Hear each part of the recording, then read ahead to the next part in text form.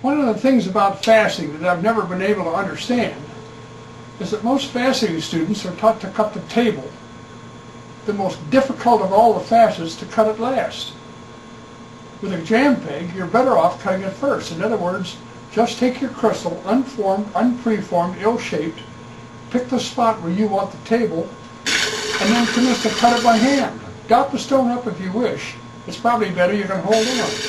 Then cut the stone, go through the grinding process, go through the polishing process,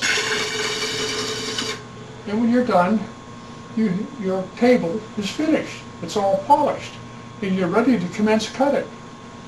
You can cut the top of the crown first, which I don't like to do, because the angles on the pavilion are critical. Without them, you have no optical performance, or none to speak of.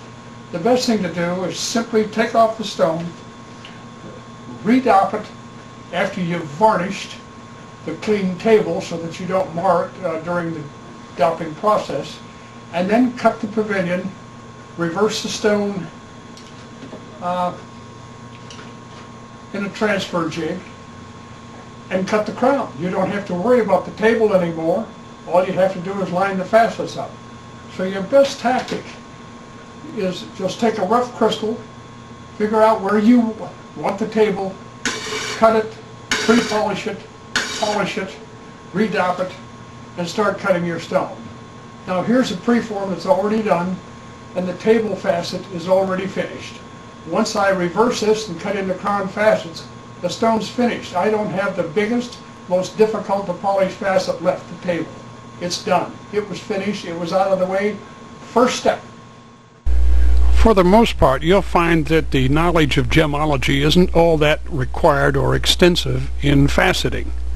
What you should be able to do is determine with some consideration and consistency the quality levels of the 4 C's: cut, color, clarity, and carat. That's because you'll be dealing primarily with colored stones. The only other gem cutting discipline is diamonds, and you'll seldom be cutting one of them. The 5 P's of cut evaluation are also vital and important to note.